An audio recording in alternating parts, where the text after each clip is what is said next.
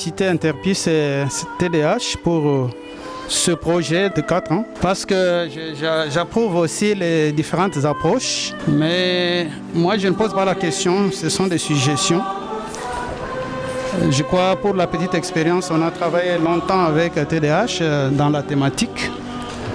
Il est vrai que tout ce que nous faisons au niveau de la communauté, au niveau de la société civile, c'est pour s'aligner sur les différentes politiques gouvernementales.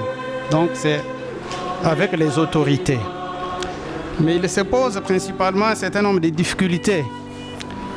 Lorsqu'on commence les activités, bien sûr, comme vous l'avez énuméré, on va travailler avec le gouvernement jusqu'au sommet de l'État, donc à la présidence, ce qui est bien.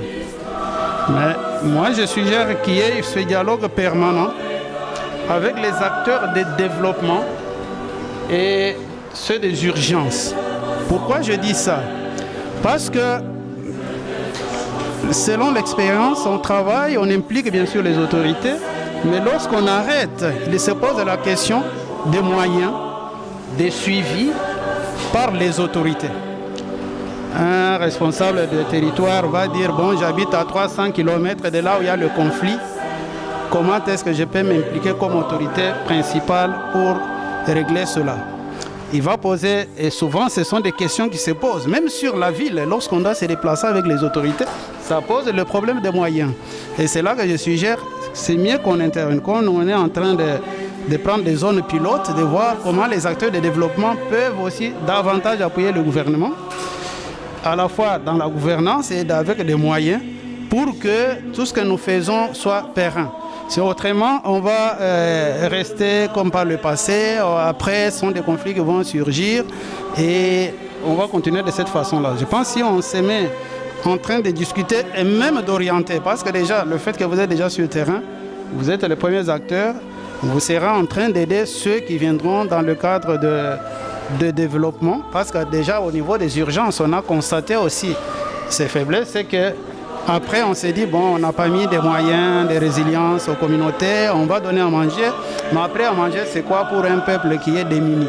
Après, à manger, ça devrait être donner les semences, outils aératoires, géniteurs, pour remettre cette communauté et d'oublier au moins les conflits. Donc, c'était ça ma suggestion principale.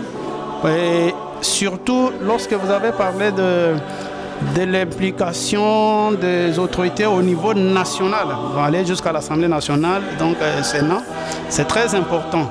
Parce que moi, j'appuie ceux qui disent que parfois, certaines personnes qui sont responsables des institutions sont les mêmes problèmes. Parce que nous avons eu à travailler dans le passé avec TDH, on s'est rendu compte qu'il y a doublure de chefs coutumiers. Et lorsque vous poussez loin, vous vous rendez compte que ça vient de ceux qui sont censés maintenir la sécurité et la cohésion. Donc, pour des intérêts politiques, on va enlever le chef X, qui n'est pas de son obédience, on va mettre l'autre. Donc, c'est mieux aussi de renforcer ce côté-là avec des lois, avec un peu de discipline, avec des sanctions, pousser un peu l'autorité à prendre certaines mesures par rapport à ce type de comportement. Donc, parce qu'on sent que chez certains, il n'y a pas cette notion d'éthique, d'élégance quand on gère les institutions. On ne gère pas les institutions comme on gérerait sa propre famille. Voilà un peu ce que je voulais suggérer à ce niveau, de maintenir ce gap-là. Merci beaucoup. Ok, merci. Je crois pour la petite expérience, on a travaillé longtemps avec TDH dans la thématique. Il est vrai que tout ce que nous faisons au niveau de la communauté, au niveau de la société civile, c'est pour s'aligner sur les différentes politiques gouvernementales.